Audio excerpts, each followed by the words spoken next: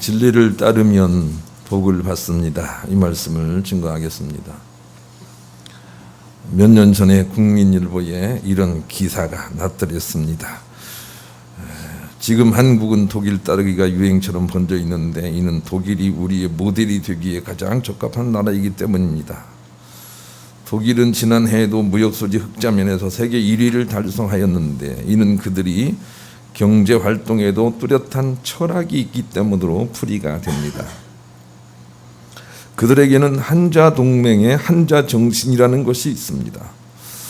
그것은 첫째로 무슨 일이 있어도 신의를 지킨다는 것이고, 둘째로 개방된 자세로 사업에 임한다는 것이며, 셋째는 한번 약속은 반드시 지킨다는 것이고, 넷째로 돈을 벌면 그 돈으로 사회를 돕는다는 정신이고, 다섯째는 이익을 위해 도리에 어긋난 일을 하지 않는다는 것이며, 여섯째 말을 성급하게 하지 않으며, 일곱째 한순간을 위해 미래를 팔지 않는다는 내용입니다.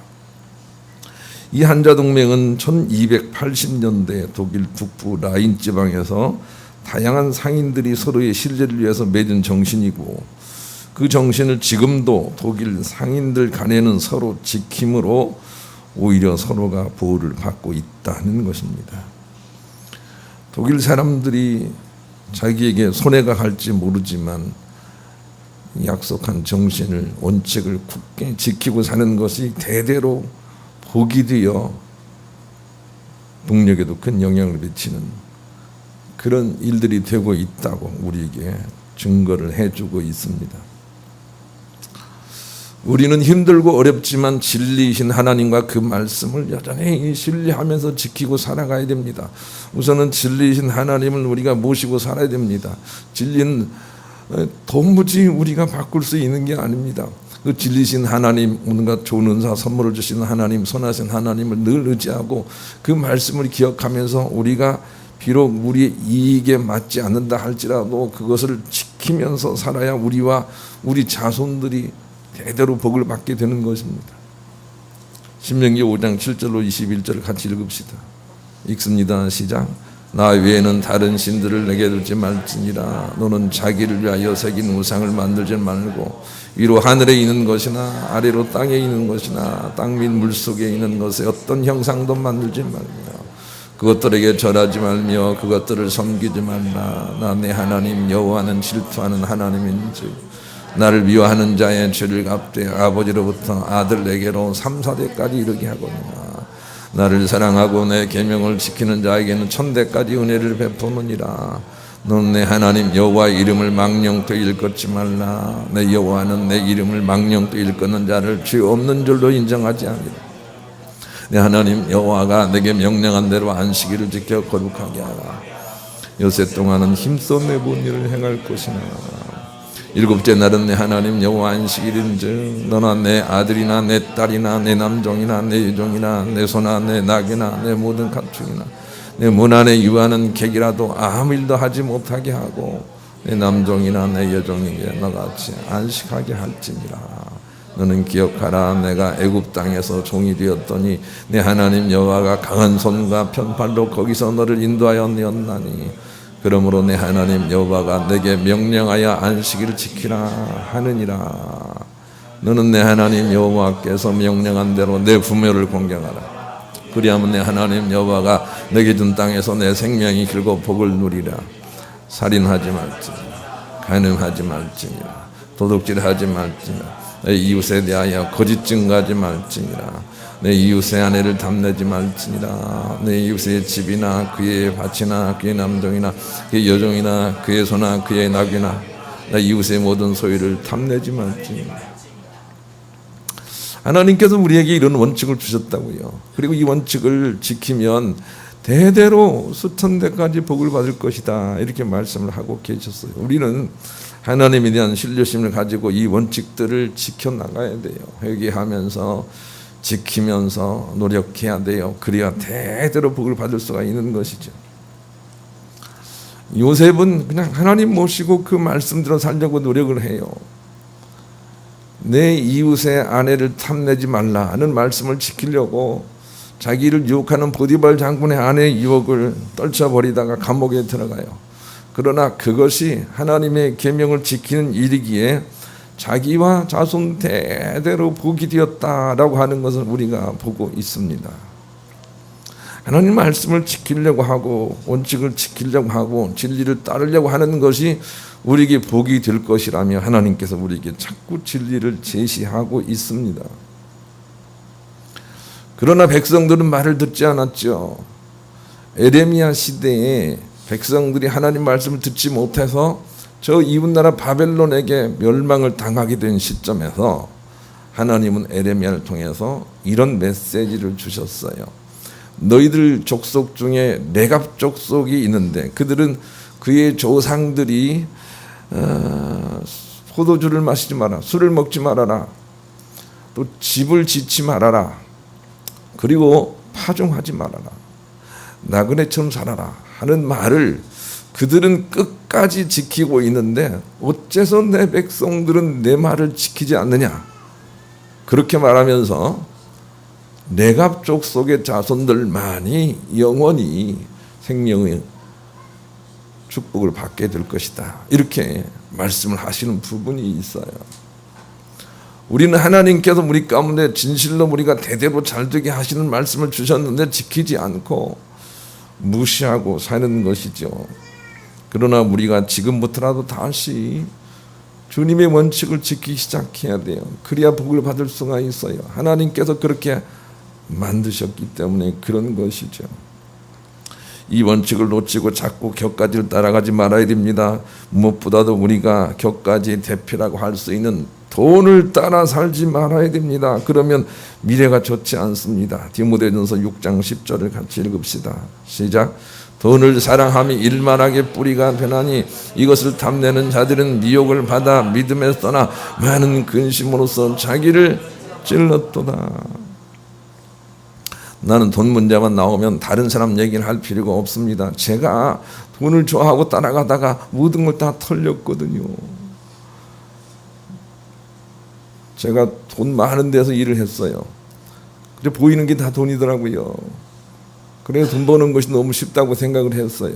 그래서 직장에 다니면서도 투잡, 쓰리잡을 했어요. 사람들이 처음에는 부러워했어요. 어쩌면 그럴 수가 있냐. 친구들 만나기만 하면 너는 갚부되겠다. 그렇게 얘기를 했어요. 시작은 정말 좋았어요. 그런데 날이 갈수록 삭막해지는 거예요. 제가 평소에 그렇게 좋아하는 것이 집안에서 기타를 치면서 노래하는 것인데 그런 것들이 사라졌어요. 낭만이 사라졌어요. 아주 팍팍해지더니 결국은 도산하고 말았어요. 망했어요. 다른 사람에게 물어보지 말고 돈을 쫓아가면 어떻게 되는지 여기 서 있는 제게 물어보기를 바라요. 저는 경험이 있어요. 돈은 달콤하여 우리를 미혹하고 꼭 그것이 옳은 것처럼 우리를 이끄나 그러나 그 결과는 좋지 않아요. 돈을 쫓아 살 일이 아닌 것이죠. 하나님과 그 말씀을 따라 살아야 돼요. 그래야 갈수록 좋은 날이 와요. 에레미야 17장 5절로 8절을 또 같이 읽읍시다. 읽습니다. 시작. 여호와께서 이와 같이 말씀하시니라. 무릇 사람을 믿으며 육신으로 그의 힘을 삼고 마음이 여호와에게서 떠난 그 사람은 저주를 받을 것이라. 그는 사막의 떨기나무 같아서 좋은 일이 오는 것을 보지 못하고 광야 간조한 곳 건건한 땅 사람이 살지 않는 땅에 살리라. 그러나 무릇 여호와를 의지하며 여호와를 의뢰하는 그 사람은 복을 받을 것이라. 그는 물가에 심겨진 나무가 그 뿌리를 강변에 뻗치고 더위가 올지라도 두려워하지 아니하며 그 잎이 청정하며 가무는 해도 걱정이 없고 결실이 그치지 아니한 것 같습니다. 성경이 얘기하는 저주는 뭐 가다가 넘어져서 뒤통수가 깨지고 묻기 저주가 아니고요. 성경이 얘기하는 저주는 자꾸 이렇게 팍팍해져요. 간조해져요. 사막 같은 인생 막 외롭고 그래요. 내 주변에 사람들도 많은데 자꾸 외롭고 이렇게 팍팍한 그런 것이 오면 아 하나님의 저주가 내게 임했구나 이렇게 생각을 해야 돼요. 근데 하나님의 축복은 아주 이렇게 뭡니까 청청하고요. 아주 이렇게 윤택해요. 그냥 막 사람들 만나면 이렇게 기름이 흐르는 것처럼 그렇고 집에 가서도 그냥 아 그렇군요 저렇군요 영감 왜 그래요 뒤뜰에 송아리 왜 잡아먹었어 몸보신 하려고 잡아먹었지. 잘했군 이렇게 자꾸 돼간단 말이에요. 그런데 자꾸 우리가 돈을 추구하고 진리를 추구하지 않고 원칙을 지키지 않으면 팍팍해져요. 그게 하나님의 저주예요. 그리고 나중에는 온갖 좋지 않은 일들이 더 생기는 거예요. 그러기 전에 우리가 빨리 주님께 돌아와야 해요. 진리신 하나님께 돌아와야 돼요.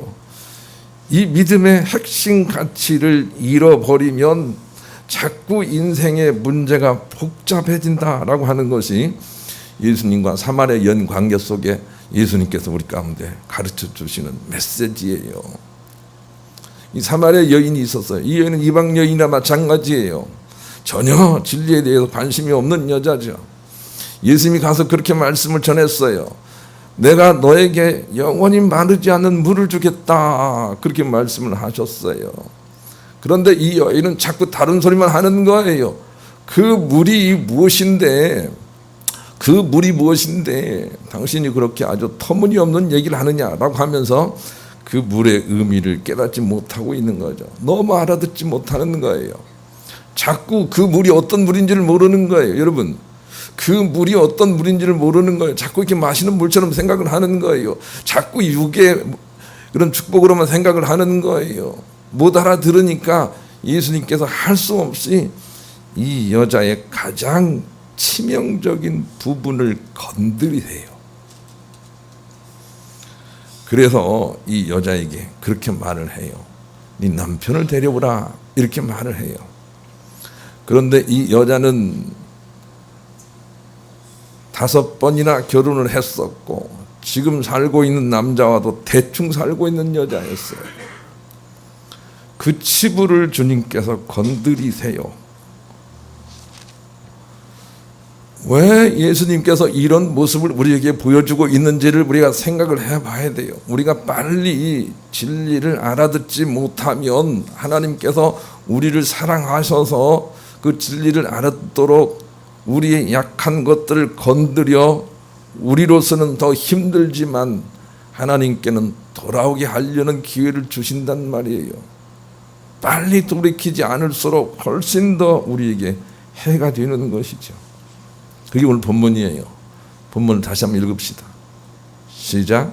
여자가 이르되 주여 그런 물을 내게 주사 목마르지도 않고 또 여기에 물길 넘어지도 않게 하소서. 이르시되 가서 내 남편을 불러오라. 여자가 대답하여 이르되 나는 남편이 없나이다. 예수께서 이르시되 네가 남편이 없다는 말이 옳도다. 너에게 남편 5이 있었고 지금 있는 자도 내 남편이 아니니 네 말이 참되도다. 여자가 이르되 주여 내가 보니 선지자로서이다. 우리가 주님께서 원하시고 말씀하시는 바를 속히 알아듣고 돌이켜야 되겠어요. 자꾸 못 알아듣고 그래 뭘 주세요, 돈 주세요, 성적 주세요 이렇게만 하면 하나님께서 못 알아듣는 우리 때문에 우리 약점이 드러나도록 창피한 일을 우리에게 주실지도 몰라요. 빨리 주님께 돌아와야 되는 거죠. 우리 인생은 하나님과 함께 진리와 함께 담대히 걸어가는 그 목표를 가지고 우리에게 주신 것이에요.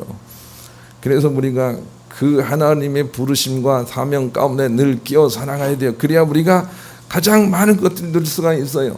그런데 우리가 다른 것들로 빠져버려, 특히 돈 같은 걸로 빠져버리면 온갖 문제가 생기는 거죠. 하나님 진리 하나님을 놓쳐버리면 온갖 문제가 생겨요. 로마서 1장 28절 32절 읽읍시다. 시작. 또한 그들이 마음에 하나님 두기를 싫어하며 하나님께서 그들을 그 상실한 마음대로 내버려 두사 합당하지 못한 일을 하게 하셨으니 곧 모든 불의, 추악, 탐욕, 악의가 가득한 자요, 시기, 살인, 분쟁, 사기, 악독이 가득한 자요, 수근수근하는 자요, 비방하는 자요, 하나님께서 미워하시는 자요, 능욕하는 자요, 교만한 자요, 자랑하는 자요, 악을 도모하는 자요, 부모를 거역하는 자요, 우매한 자요, 배약하는 자요, 무정한 자요, 무자비한 자라. 그들이 이 같은 일을 행하는 자는 사형에 해당한다고 하나님께서 정하심을 알고도 자기들만 행할 뿐 아니라 또한 그런 일을 행하는 자들을 옳다. 우리가 마음속에 하나님, 진리 하나님을 두지 않고 살면 바로 막 이런 현상이 나타나요. 이런 현상이 사막과 같은 현상이에요. 사람들이 서로 속여먹고 살고 그냥 자꾸 이런 현상들이 나타나요. 세상이 여전히 그렇잖아요. 그리고 그 결과는 사형이에요. 32절이 나와 있네. 그들이 이 같은 일을 행하는 자는 사형에 해당한다. 사형, 죽게 된단 말이에요. 그래서 우리가 진리이신 하나님 모시고 그 뜻대로 살아야 돼요. 우선 그것이 무엇인지 잘 모르고 성경이 너무 많다고 생각되면 우리가 처음 읽은 신명기 5장에 십계명을 우선 마음속에 넣어놓고 지키려고 하고 회개하고 돌이켜보세요. 그러면 삶이 살아날 거예요. 그것이 하나님의 영원하신 약속이기 때문에 그런 거예요. 예수님이 이 땅에 오신 이유도 그 핵심같이 본질로 돌아오게 하시려고 오신 거예요. 지나갔습니다만 요한복음 4장 14절을 같이 읽읍시다. 요한복음 4장 14절 읽읍시다. 시작. 내가 주는 물을 마시는 자는 영원히 목마르지 아니하리니 내가 주는 물은 그 속에서 영생하도록 솟아나는 샘물이 되리라. 이거예요. 우리가 그냥 진리이신 하나님 의지하고 살면 하나님께서 자꾸 우리에게 좋은 것들을 내려주세요. 이것이 이해가 안 되는 사람이 있다면 현대 양자 역학을 공부를 해보세요. 정말로 이건 그래요. 우리가 진리이신 하나님 의지하고 마음을 내려놓고 우리가 잘못 살았습니다. 회개하면서 주님 모시고 살아가면 주님께서 온갖 좋은 은사를 내려주세요. 삶을 풀어주신다고요. 윤택하게 하신다고요. 그것을 주시려는 거예요. 하나님께서 우리에게 떡을 주시고 우리에게 물을 주시고 우리에게 무슨 그냥 돈을 주시려고 하시는 게 아니에요. 영원히 목마르지 않는 영원히 사는 삶의 비밀을 가르쳐 주시기 위해서 이 땅에 주님이 오셨단 말이에요. 그런데 알아듣지 못하고 이 사마리아 여인은 그래 알았어요. 그러니까 물 주세요. 그런 거예요. 그래 알았어요. 그러니까 물 주세요. 그래 알았어요. 그래 돈 주세요. 그래 알았어요. 그러니까 자식 주세요. 라고 하면서 기도를 한 거예요. 예수님이 너무 답답하니까 치부를 건드리시는 거예요. 우리가 빨리 하나님 말씀을 깨닫고 알아들어야 돼요. 그래야 우리가 오히려 복을 받게 되는 거죠. 빨리 돌아가야 돼요. 욥기 22장 21절로 30절 이렇게 돌아가야 돼요. 같이 읽읍시다. 시작. 너는 하나님과 화목하고 평안하라. 그리하면 복이 내게 임하리라. 주하건대 너는 하나님 입에서 교훈을 받고 하나님의 말씀을 내 마음에 두라. 네가 만일 전능자에게로 돌아가면 내가 지음을 받을 것이며 또 내 장막에서 불의를 멀리하리라. 내 보화를 티끌로 여기고 오빌의 금을 계곡의 돌로 여기라. 그리하면 전능자가 내 보화가 되시며 내게 고귀한 은이 되시리니 이에 내가 전능자를 기뻐하여 하나님께로 얼굴을 들 것이라. 너는 그에게 기도하겠고 그는 들으실 것이며 너의 서원을 내가 갚으리라. 네가 무엇을 결정하면 이루어질 것이요 내 길에 빛이 비치리라. 사람들이 너를 낮추거든 너는 교만했노라고 말하라. 하나님은 겸손한 자를 구원하시리라. 죄 없는 자가 아니라도 건지시리니 내 손이 깨끗함으로 말미암아 건지심을 받으리라. 이 30절이 얼마나 복된 말씀인지 아시겠어요? 우리 가정에 죄 없는 자가 아니라도 우리가 하나님과 화목하고 평안하고 하나님께 돌아가는 것으로 인해서 그들을 건져주시겠다는 거예요. 그만큼 힘이 있어요. 우리는 하나님께 돌아가야 돼요. 진리로 돌아가야 돼요. 그것이 지금 우리가 해야 될 일인 거죠. 그런 마음을 가지고 법문서가 305장 회개하면서 주님께 나아가면서 찬양하십시다. 오 예수님. 오늘 본문이 주는 숨겨진 메시지는 이렇게 허랑방탕하게 살았던 이 여인마저도 주님께 돌아와서 귀하게 쓰임받게 된다는 것입니다. 그러니 우리가 어떤 처지와 형편에 있든지 진리의 하나님께 두 손 들고 돌아가면 하나님은 넓은 마음으로 언제나 우리를 받아서 그의 자녀로 승리케 하시고 축복의 대열에 불러주실 줄로 믿으시고 마음껏 주님께 돌아가시는 여러분 되시기를 우리 주님의 이름으로 간절히 축원합니다. 그러기 위해서는 첫째로 신앙의 핵심은 하나님을 주인으로 모시고 사는 것이다 하는 것을 깨닫는 것입니다. 15절 읽읍시다. 본문 15절 본문 보여주시죠. 읽습니다. 시작. 여자가 이르되 주여 그런 물을 내게 주사 목마르지도 않고 또 여기 물길로 오지도 않게 하옵소서. 이 내용 속에는 기복신앙이 있어요. 하나님 이것 주세요, 저것 주세요, 이것 주세요, 이것 주세요. 그런 믿음을 버리라는 거예요. 19절 보여주시죠. 19절 읽습니다. 시작. 여자가 이르되 주여 내가 보니 선지자소이다. 지금도 유대인들은 예수님을 선지자라고 생각을 해요. 랍비라고 생각을 해요. 이 믿음에서 벗어나야 돼요. 예수님은 선지자가 아니고 주인이세요. 우리 왕이셔야 해요.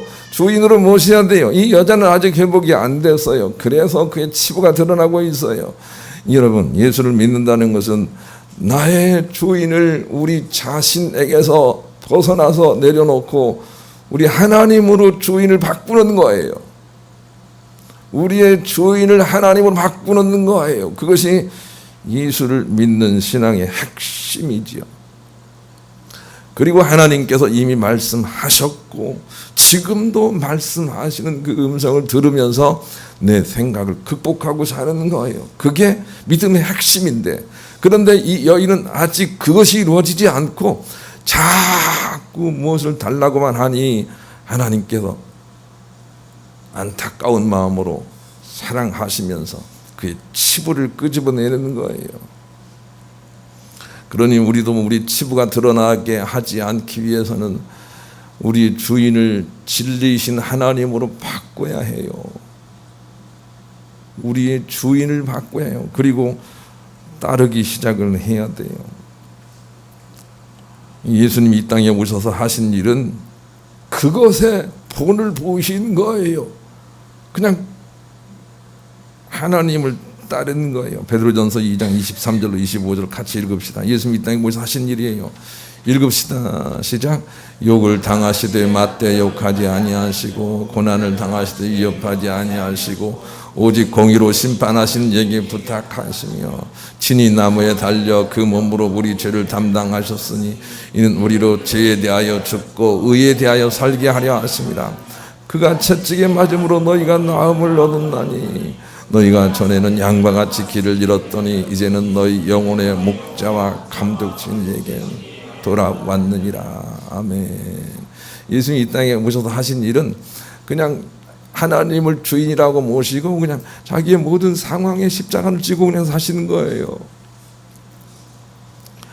이 예수님처럼 하나님을 주인으로 모시고 내 생각을 내려놓고 내 감정대로 내 혈기대로 살지 않고 그냥 하나님 뜻대로 하나님의 생각대로 맡기면서 그 의에 의지하면서 사는 그런 인생으로 우리가 돌아와야 돼요. 그것만이 삶을 풀어낼 수 있는 유일한 승리의 길이 되는 거죠. 그런데 사람들이 안 돌아와요. 아모스 4장 9절로 13절 얼마나 하나님의 안타까움이 있는지 한번 읽어보십시다. 시작. 내가 곡식을 마르게 하는 재앙과 깐부기 재앙으로 너희를 쳤으며 밭중이로 너희의 많은 동산과 포도원과 무화과나무와 감람나무를 다 먹게 하였으나 너희가 내게로 돌아오지 아니하였느니라. 여호와의 말씀이니라. 내가 너희 중에 전염병 보내기를 애굽이나 한 것처럼 칼로 너희 청년들을 죽였으며 너희 말들을 노력하게 하며 너희 진영의 악취로 코를 찌르게 하였으나 너희가 내게로 돌아오지 아니하였느니라. 여호와의 말씀이니라. 내가 너희 중에 성읍 무너뜨기를 하나님이 내가 소돔과 고모라를 무너뜨린 같이 하였으므로 너희가 불붙는 가운데서 빼낸 나무 조각같이 되었으나 너희가 내게로 돌아오지 아니하였느니라. 여호와의 말씀이니라. 그러므로 이스라엘아 내가 이와 같이 내게 행하리라. 내가 이것을 내가 행하리니 이스라엘아 내 하나님 만나기를 준비하라. 보라 산들을 지으며 바람을 창조하며 자기 뜻 사람에게 보이며 아침을 어둡게 하며 땅의 높은 데를 밟는 이는 그의 이름이 만군의 하나님 여호와시니라. 우리가 살다가 사업이 좀 잘 안 되고 건강이 문제가 생기고 자꾸 아프고 이런 일이 있을 때 하나님은 우리를 사랑하셔서 우리의 치부를 드러내시고 우리를 하나님 진리 하나님께로 부르시는 소리라는 것을 우리가 알아야 해요. 더 하나님께 돌아와야 돼요. 속히 돌아와야 돼요. 그렇지 않으면 더 문제가 복잡해져요. 이 본문이 주는 교훈이에요. 더 문제가 복잡해져요. 빨리 주님께 돌아와야 돼요. 그리고 주님 모시고 살기 시작해야 돼요. 그래야만 삶이 풀린다고요. 복음성가 339장 1절도 부릅시다. 오늘도 보니까 결혼식을 하기 좋은 날인지 많은 분들이 갔는데 하나님을 주인을 모시고 정말로 불가피해서 결혼식을 하게 된다면 하나님께 먼저 용서를 구하고 그리고 셀장님에게 용서를 구하고 여기 서 있는 하나님의 대언자에게도 용서를 구하고, 말씀만 증거하는 사람이에요. 그래도 용서를 구하고 그렇게 가야 될 거 아니에요. 어떻게 그렇게 뻔뻔하게 갈 수가 있어요?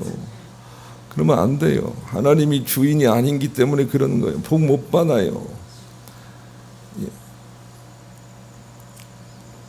두 번째는 결혼의 핵심도 서로 마주보는 것이 아니라 진리를 함께 바라보는 것이어야 된다라는 메시지가 이 16절 18절에 있어요. 한번 살펴보십시다. 16절 18절 16절로 18절 읽습니다. 시작.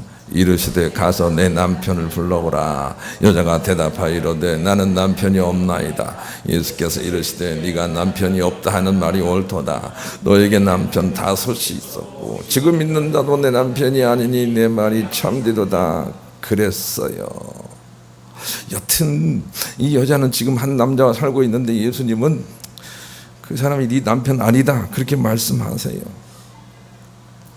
다른 말로 얘기하면 서로 마주보고 당신 뭐 이거 왜 안 해줘 저거 안 해줘 그냥 서로 마주보고 그냥 그렇게 하고 있어서는 부부관계가 형성이 안 된다는 거예요. 진리신 하나님을 같이 바라보고 같이 손잡고 부족하지만 주님 앞에서 서로 부족한 것을 채우면서 하나님 생각하면서 사는 것만이 하나가 된다는 거예요. 그것을 우리 가르쳐 주세요. 여러분은 여러분의 남편과 아내와 살고 있는데 진짜 남편이에요. 우리 주님께 물어봐야 돼요. 진짜 남편이에요? 혹시 욕심으로 만난 거 아니에요? 서로 마주보고 그냥 해달라고만 왜 이거 안 해줘? 왜 이거 안 해줘? 이러고만 있다면 진짜 남편이 아니에요. 진짜 부부가 아니에요. 똑같은 곳을 바라봐야 돼요. 그리고 진리를 바라보는 게 얼마나 좋겠어요. 그것을 비유로 말씀을 하고 계세요. 알랭드 보통이라는 사람은 이 결혼에 대한 대가라고 할 수가 있겠어요. 제가 그분 책을 조금 읽어보니까 결혼하기 전에는 이런 책들을 꼭 읽어봤으면 좋겠어요. 그가 낭만적인 연애와 그 후의 일상이라는 책 속에서 이런 내용의 글을 썼어요. 사람은 멀리서 볼 때만 온전해 보이고 가까이 보면 다들 문제가 있어 보이는 법입니다. 문제 없는 사람과 만나 행복하려는 생각은 자신만의 착각이고 정말 행복한 일상을 원한다면 문제를 잘 조율해 나갈 줄 아는 사람을 만나야 합니다. 뭐 이런 내용으로 글을 썼어요. 똑같은 거예요. 우리가 어떤 사람을 만나 살아도 하나가 되지 못하는 이유는 서로 마주보고 조건 있는 만남을 하기 때문에 그래요. 진리 하나님께 붙어 있는 서로 부족함이 있는 존재로서 매달려 있어야 해요. 하나님을 바라봐야만 진리의 공통적인 목표가 있어야만 하나가 될 수 있다고 우리에게 가르쳐 주고 계세요. 그래서 우리는 우리의 결혼과 우리의 믿음도 우리 스스로 난 믿음 있다 라고 말하기 전에 예수님 말씀에 조명을 받아봐야 돼요. 그래야만 참복으로 나갈 수가 있는 것이죠. 프랑크푸르트 대학의 울리케 박사는 그 연구팀과 함께 뇌 공명장치를 통하여 똑똑한 사람들과 그렇지 못한 사람들이 뇌를 쓰는 방법이 다르다는 것을 밝혀냈습니다. 가령 문제를 풀 경우 똑똑한 사람들은 뇌의 핵심 부분만을 집중하여 사용하고 부수적인 눈을 쉬게 하는 데 반해서 그렇지 않은 사람들은 뇌의 모든 부분들을 긴장시켜 놓고 일을 한다는 것입니다. 그것은 문제를 보는 방식에도 그대로 적용이 됨을 알아냈습니다. 똑똑한 사람은 핵심을 잘 잡는 것으로 나타난 것입니다. 제가 제 주변에도 똑똑한 사람들이 많거든요. 똑똑한 사람들과 그렇지 못한 사람들 일하는 방식을 보면 그렇지 못한 사람들은 막 일이 막 그렇게 벌려놓고 말이죠. 벌려놓고 그냥 이거저거 저거 복잡해요. 그런데 똑똑한 사람들은 딱 가닥을 잡아요. 딱 맥을 잡아요. 그리고 다른 것들은 별로 신경 쓰지 않아요. 그 차이가 있더라고요. 그런데 사랑하는 여러분, 인생을 똑똑하게 살아내는 사람은 진리를 의지하고 사는 것 외에 다른 것들은 별로 많이 신경 쓰지 않아요. 그 질서가 잡혀 있어요. 그냥 하나님 앞에도 그냥 사는 거예요. 진리로 끼어 사는 거예요. 진리로 끼어 있지 못하는 것에 대해서 막 안타까워하면서 기도하는 거예요. 그러나 진리로 끼어 있다면 두려워하지 않는 거예요. 왜냐하면 거기서 온갖 좋은 은사와 선물이 나올 줄 알기 때문에 그런 거죠. 이런 똑똑함이 예수님에게 필요하다고 우리에게 지적이 되어 나타나고 있는 거죠. 호세아 6장 1절 같이 읽읍시다. 그 예수님께 돌아가야 돼요. 진리에 돌아가야 돼요. 정말로 그런 사람이 똑똑한 사람이에요. 읽읍시다. 시작. 오라버리가 여호와께로 돌아가자. 여호와께서 우리를 찌르셨으나 도로 낫게 하실 것이요 우리를 치셨으나 싸매 주실 것입니다. 진리이신 하나님께 돌아가야 돼요. 그리고 진리가 무엇인지를 자꾸 물어봐야 돼요. 진리는 우리가 많은 것들을 요구하시는 분이 아니세요. 다만 진리로 돌아오게 하기 위하여 그 진리가 우리에게 어떤 길을 제시하는 것뿐이에요. 그 진리로 돌아가야 돼요. 진리이신 하나님께 돌아가야 돼요. 그리고 의지하고 살아야 돼요. 여러분 중에 힘들고 어려운 사람이 있을 거예요. 자꾸 일이 안 되는 사람도 있을 것이고 어려운 환경 속에 있는 사람도 있을 거예요. 그러나 중요한 것은 진리로 돌아오라는 하나님의 대단하신 사랑이 그 가운데 있다는 걸 알고 돌아와야 되겠어요. 알곡되게 하시려고 그러시는 거예요. 마태복음 25장 32절로 33절 읽읍시다. 읽습니다. 시작. 모든 민족을 그 앞에 모으고 각각 구분하기를 목자가 양과 염소를 구분하는 것과 같이 하여 양은 그 오른편에 염소는 왼편에 두리라. 저렇게 하기 위해서 우리를 자꾸 힘들지만 어렵지만 진리로 돌아오라고 부르시는 거예요. 그것은 이해해야 해요. 이 여자는 그걸 이해 못한 거예요. 문제를 풀어달라고만 한 거예요. 빨리 변해야 돼요. 진리로 돌아오라고 문제가 있는 거예요. 진리로 빨리 돌아가야 해요. 그래야 천국의 백성 양이 되는 것이죠. 예수님의 아픈 마음을 한번 이해해 보았으면 좋겠어요. 여러분, 이 사마리아 여인을 바라보시는 예수님 마음은 어떻겠어요? 저를 사랑해서 돌이켜야 되겠는데 늘 돈 타령만 하고 있는 거예요. 늘 돈 타령만 하고 있는 거예요. 그래서 그의 연약하고 치부인 남편 문제를 건드려서라도 제발 내 말을 알아듣게 하시려는 그 예수님의 마음을 우리가 이해해야 돼요. 자꾸 일이 어그러지고 힘들고 그런 사람들이 있다면 이 예수님 마음을 이해해 보셔야 돼요. 알아들어야 돼요. 그리고 잔짝으로 내려놓고 죽게 나가야 돼요. 우리가 생각하는 것보다 더 많이 내려놔야 돼요. 그리고 죽게 나가야 돼요. 그리고 주님을 보배로 삼아야 돼요. 그러면 풀리겠다고 말씀해 주세요. 돌이키고 집중하면 모든 것들이 다 회복이 돼요. 마지막으로 잠언 14장 26절 읽읍시다. 이 말씀을 꼭 기억을 하시고 체크하시길 바라요. 읽습니다. 시작. 여호와를 경외하는 자에게는 견고한 의리가 있나니. 십계명과 똑같은 거예요. 우리는 그냥 하나님을 의리하고 진리와 함께 진리를 주가며 살아가는데 주님이 수천대까지 우리 자녀를 잘되게 하세요. 자녀를 잘되게 하려고 좋은 학원에 보내고 필요하겠죠. 그러나 정말 중요한 것은 진리와 함께해요. 그게 더 중요해요. 내가 진리 앞에 살아가야 해요. 그래야만 수천대까지 복이 되도록 하나님이 하신 것이죠.